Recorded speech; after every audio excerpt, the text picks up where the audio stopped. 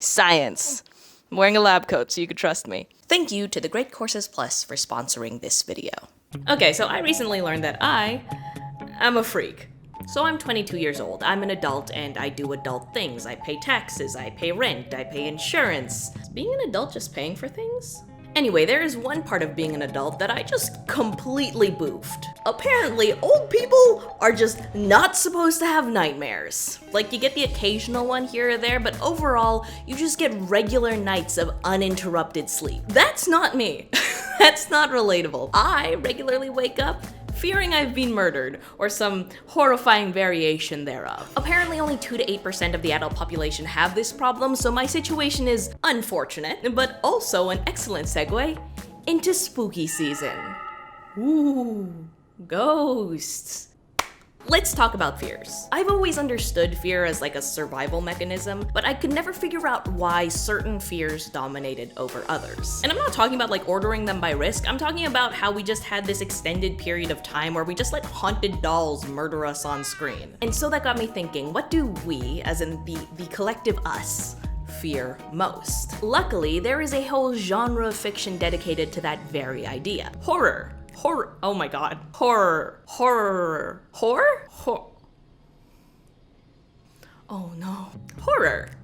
That was good enough. I don't know if I pronounced that like a human though. So in this video, we're gonna use horror to motivate a guess for what is scariest, and also use it as a tool to check our answer. Unfortunately, I am not a horror expert. If I had to rank my favorite genres, it would be like rom-coms, heist films that are ultimately about friendship, and horror is just all the way down here. So to talk about it, I need to do a bit of reading. Let's get reading.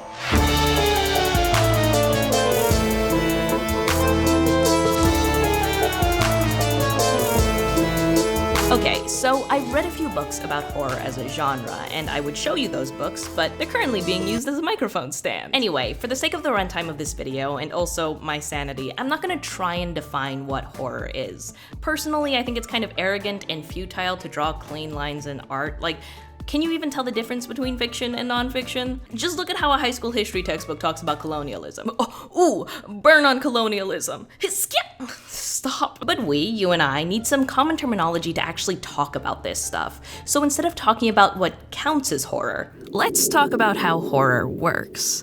The driving force in horror isn't plot, it's instinct. Where other genres may ask you to think and contemplate, horror forces you to feel. From the shiver down your spine to the thundering beat of a telltale heart, horror activates primal senses, specifically disgust, horror, and terror. Disgust is your gag reflex. It's watching a zombie eat brains or reading a line about the crunch of a broken bone. It's purely physical and totally gross. Horror is your stress response. It's the fight or flight that activates when you meet a jump scare or arrive at a sickening realization. Your heart skips a beat and your sweat turns cold. Finally, there's terror. Terror is the anticipation of it all and the anxiety that it comes with. It's a seed that claws on the walls of your mind, imagining all of the ways things can go wrong. Anne Radcliffe was one of the first to draw distinctions between these emotions and their purpose, but I think Stephen King perfected it with his hierarchy of scares. This hierarchy isn't a tool for critique. It simply measures the granularity of the emotions and the level of difficulty required to activate them. Disgust and horror are almost technical in their requirements, a matter of language and structure. But in agreement with Anne Radcliffe's original thesis, terror is art. Sure, it requires that technical skill, but it also needs that something that hides in the dark. So in building up my hypothesis for what we fear most, I can't help but believe that the scariest things activate terror. But what are those things specifically? Like, is it serial killers, dolls, ghosts? What are they? Let's talk about how horror manifests. Horror is ultimately an actualization of our fears and anxieties, so it's only natural that it comes in many forms. It can range from the fear of being chainsaw massacred in Texas to having your body taken over by rich white people. But a popular approach to analyzing horror is to separate text and subtext. It's the distinction between the monster and what the monster represents. And that is what I want to focus on. I propose 3 fundamental but non-exclusive and probably not comprehensive categories of horror subtext: psychological, societal, and spiritual. Psychological horror results from a dissonance of the mind, trapping the protagonist in a world where they lose their sense of self and sanity. Societal horror exploits a societal problem, like technology, xenophobia, or racism. Finally, spiritual horror explores our fear in the unknowable, in what happens after death and what lies in the dark. In other words, once we strip away the text and read between the lines, horror can manifest in you, the people around you, and the realization of how small all of that really is. Okay, so now we know how horror works and how it manifests, which means that we should have the language needed to characterize our deepest, darkest fears. We can ask what instincts it activates and what subtext it speaks to. And this framework isn't limited to fiction, right? Like, I am terrified of spiders, and spiders can be categorized using this language. I'm not disgusted by the spider itself, but rather terrified of where the spider goes after I blink. And it's psychological because it makes me doubt my senses. Like, every shadow on the wall and tickle on my arm could be a spider.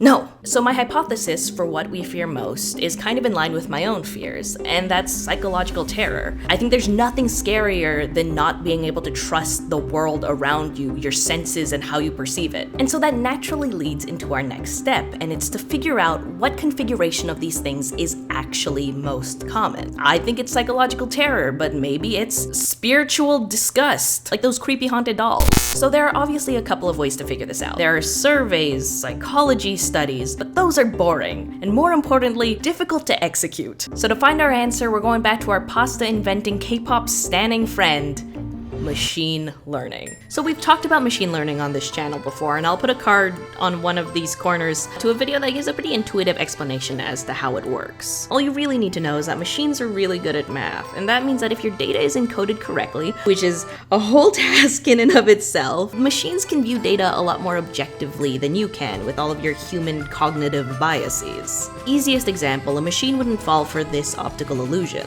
So that objectivity, as well as the ability to keep a lot more things in mind at any given moment, makes machines really good at pattern recognition. So we're gonna use that to find patterns in Hollywood's biggest horror movies. Here's my idea. Horror movies are probably the most consistent and popular way modern audiences interact with the genre. Sure, there are books and creepypasta, but I think those audiences have higher self-selection problems than just the general Hollywood horror movie attending audience. So let's work under the assumption that people pay to watch horror movies that they find scary. Like, you're not gonna pay to watch a horror movie about a haunted gingerbread man. You pirate that stuff. So we can draw this somewhat tenuous conclusion that the highest grossing horror movies can give us some insights into what people find scary. Couple of disclaimers, we're doing English horror movies because I need to be able to review my data, and I am monolingual scum. I know that erases a massive part of the population, given that this video is supposed to be about what we as humanity fear, but I guess that was clickbait. Anyway, here's the plan. 1, get a list of the top grossing horror movies over time. 2, feed their characteristics into a machine. And 3, profit, because this video is sponsored. Anyway, let's go.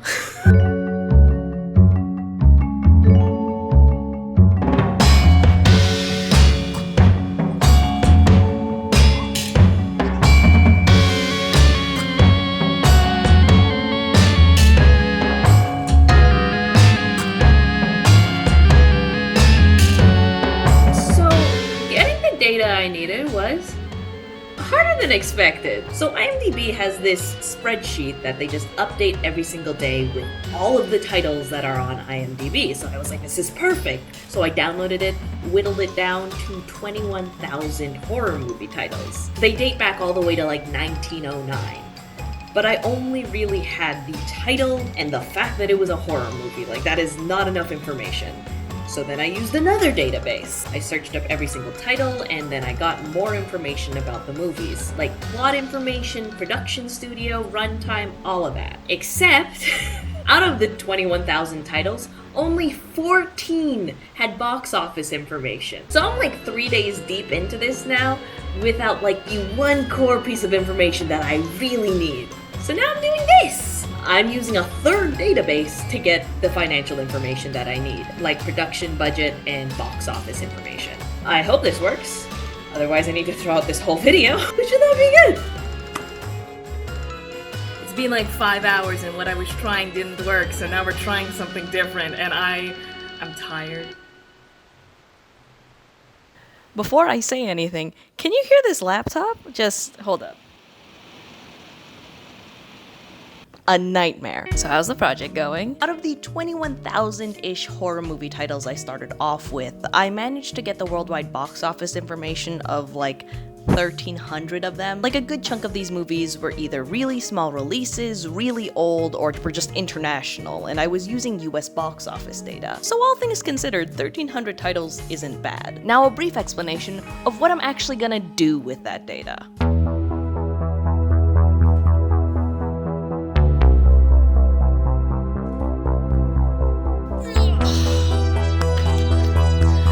Data.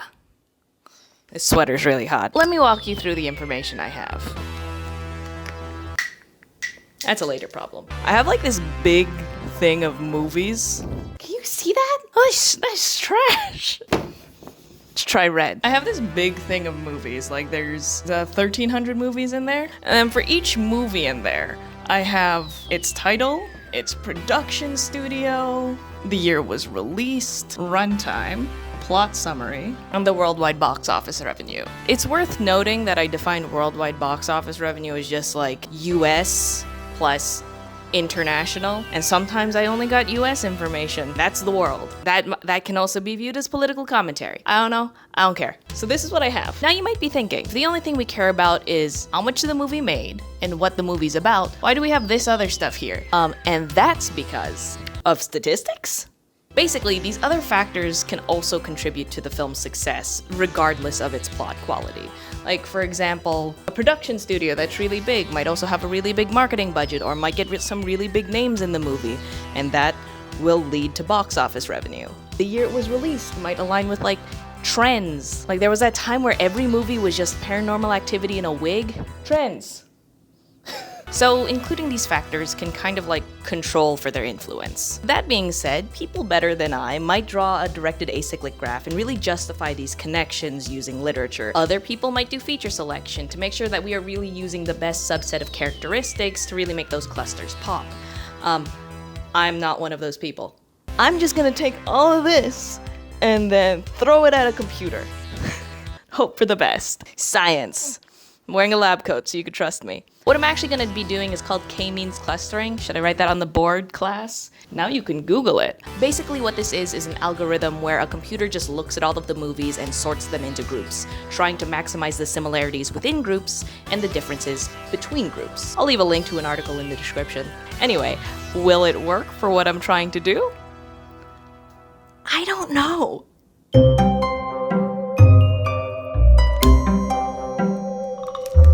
I am pleased to announce, for the first time in a very long time, one of my stupid ideas worked! At least it worked, like, better than expected. I was really ready to, like, find nothing or to have olive oil be yelled at me for an hour, but I think I got somewhere. So I ended up with 4 clusters or groups of movies. And I wanted to analyze the characteristics of those clusters. I wanted to see if the features that I mentioned before were allocated in any special sort of way. So I did that, and some features were duds, but others were actually interesting. First off, when we map the movie releases over time per cluster, we see these 3 peaks that really help define the clusters and segment horror on film into clear stages. There's early horror that was simplistic and carried by men in monster suits.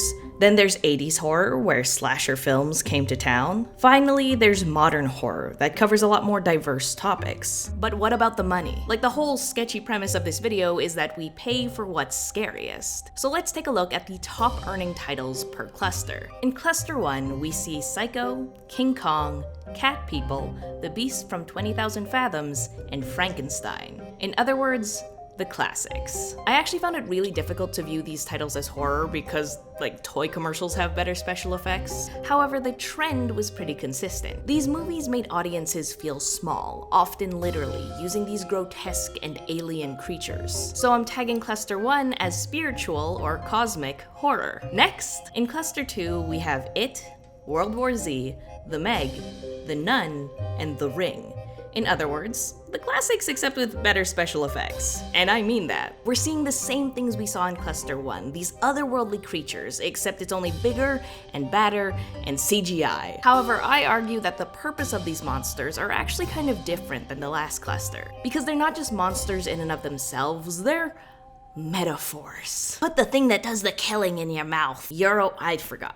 I forgot the quote. So this cluster is societal horror. In Cluster 3, we have What Lies Beneath, The Blair Witch Project, A Quiet Place, The Others, and Dark Shadows, which I don't know how it got there. I refuse to acknowledge it as horror, so we're slipping in 6th place with Get Out.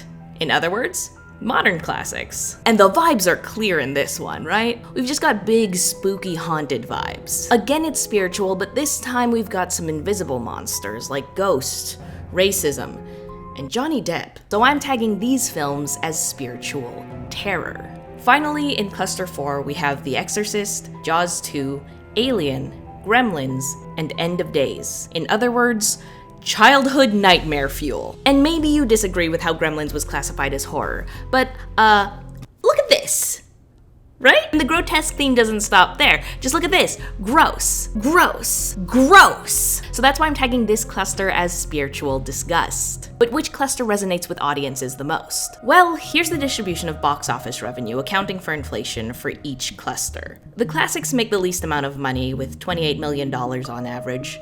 Classics with better special effects is next with $40 million. Modern classics have $50 million. And childhood nightmare fuel is riding high at $55 million. Now, can we definitively say that humanity fears those creepy crawlies that lurk in the dark more than anything else?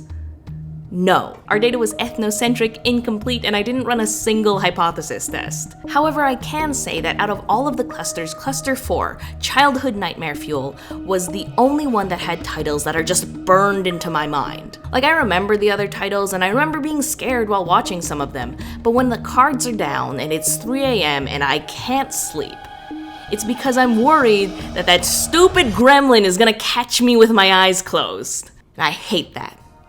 And that terrifies me. So what do we fear most? It's that stupid gremlin. End of video. I hope you enjoyed that video. It was actually a blast applying some of the stuff that I learned in school to figure out something new. That's why I love learning, just taking in new information and techniques to widen my horizon. But I've graduated now and I don't feel like spending a couple $1,000s to satisfy my curiosity. Luckily, I use the Great Courses Plus. It's a subscription on-demand video learning service with these amazing lectures and courses from top professors from like Ivy League universities and experts from major institutions. Your subscription gets you access to over 11,000 videos covering science to literature to cooking. For the horror lovers that are watching this video, I really recommend the course Monsters Within. It builds out a framework for the genre that's a little bit more comprehensive than the one I did in this video. And for the people who like numbers, the Great Courses Plus also has this really great course called Meaning from Data, Statistics Made Clear. I have it in front of me right now. It has a very long title. It's comprehensive in subject matter, but it's still pretty accessible for beginners. And you can get started with the Great Courses Plus today for free if you click the first link in the description. Learn at your own pace at any time or place without worrying about tests. Get started with the Great Courses Plus today, but either way, have a lovely day. There was so much rhyming there.